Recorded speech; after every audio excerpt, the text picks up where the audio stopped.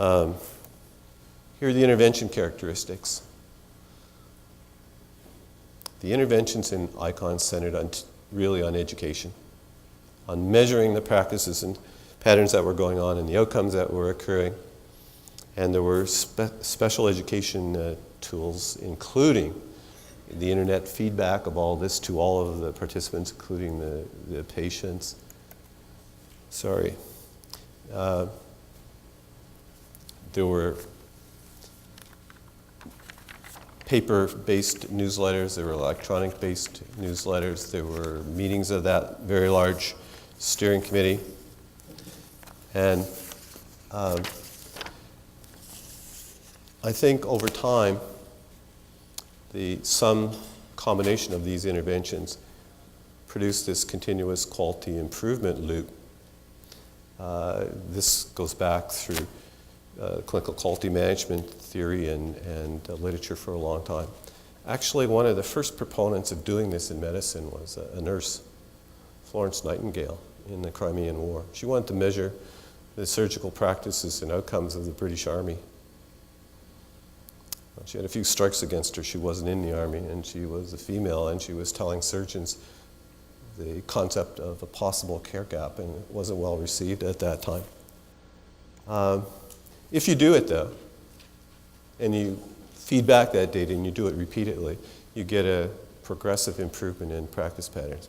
This phenomenon is the Hawthorne effect, described at the Hawthorne plant. Hawthorne's a place in Illinois where Western Electric had a plant, and they did a series of investigations. The investigators were engineers from Western Electric and professors from what became the Harvard School of Business. They actually never were able to understand what was causing this.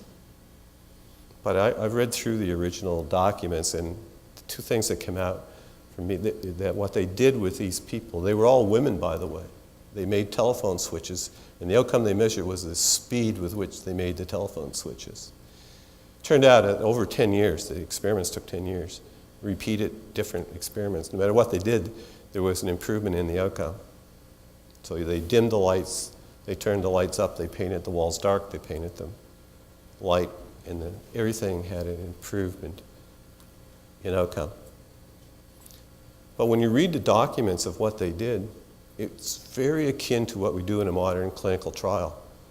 They produced a protocol, they got understanding consent from the women, they made them feel elite, and they fed back to the women the information. And it just got, I think that's what's going on in projects like ICONS, and every time that we've done it, we've seen the same thing. Here are a couple other outcomes in ICONS. The top two lines compare the first and the last year survival rates for people with heart attack. The curves were the same for the other two disease states. The bottom curves show the difference between readmission rates in 1997 and 2002. Red is 1997 and blue is 2002. There was about a 20% drop or improvement in readmission rates. Now in cardiology, we were always interested in finding out what's causally related to this outcome, these outcomes. Well, when we looked at the survival statistics, the usual things came out in the relational analysis. Survival over this 5-year interval was related to the age of the patient, the comorbidity. Those two things drove down survival. Use of the proven therapies was associated with improved survival. When we looked at the readmission rates, however, only comorbidity stayed on the table as a predictive factor. If people had more than one illness, they had a higher chance of being readmitted. But older age, for the first time in my experience, was not a risk factor for being readmitted to the hospital. And on the other hand, use of the proven therapies didn't decrease. It had no effect. So we were left with trying to explain this major outcome difference from the beginning to the end of this trial. Gets back to the Hawthorne effect and the value of communication and education. This is what was going on with the type of education to both the providers and the patients, as well as all the data you just saw in the previous slide. So they were getting the measured outcomes and practices back to them, and they got this other relevant education to people with heart disease, and so did their families. And over time, I think that this, not even really planned intervention, it was an intervention that was planned, but I don't think anybody had any thought that it was anything but a nice to have. However, I actually had knowledge about it 10 years in advance, and I forgot it. In 1989, we created at the University of Alberta Hospitals the first heart function clinic to look after patients with heart failure out of hospital. We had so many patients taking up so many beds for so long time, we realized we couldn't do it anymore. We had to do something differently. So we opened an outpatient clinic where we tried to enhance the use of proven therapies to keep people out of the hospital. It was successful overnight. The people stopped coming to hospital. So we declared it as success. So it definitely was an administrative success. The creation of that clinic was not a patient-centered decision. It was actually a management-centered decision. The managers of cardiology, myself and my colleagues, had to do something, and we responded to a community need, but I don't think we were taking a patient-centered view. We were thinking more about how can we utilize best the resources that we have. Several years later, the Total Quality Management Group at the hospital suggested that maybe we should do a patient satisfaction survey. We assumed that the patients were all 100% satisfied. It didn't occur to cardiologists to ever think differently than that, I'm sorry to say. Anyway, we did it, and we did it 3 times and got the result. It was exactly the same result. This is one of those studies.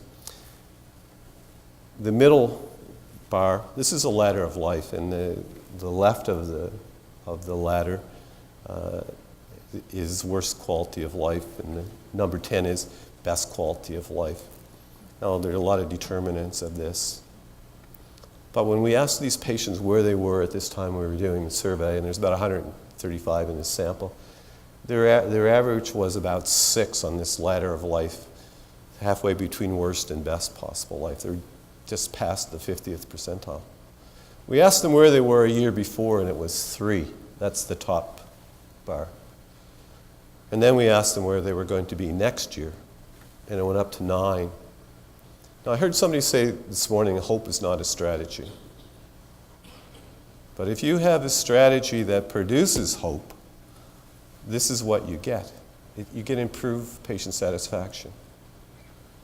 And then when I saw the results of the ICONS project, I'm pretty sure that patient satisfaction, that improvement, driven by education is the strategy that produces the hope.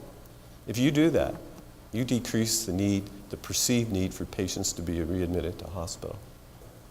I think in a midterm strategy, but also could be begun immediately, is to continue and to grow, implement these partnership measurement, disease management projects that we're hearing about today, like ICONS, like this recent surgical checklist reported in New England Journal last month. They serve 2 purposes. One, they give you a core of trainers that allow you to train other people in the theory and the principles and practices of how to work in a team to improve the care of whole populations. And 2, they're giving all of us an enhancement to the evidence base which we need to engage others. To engage with physicians, patients, we're going to have more of this type of evidence that this stuff works and it's good for you.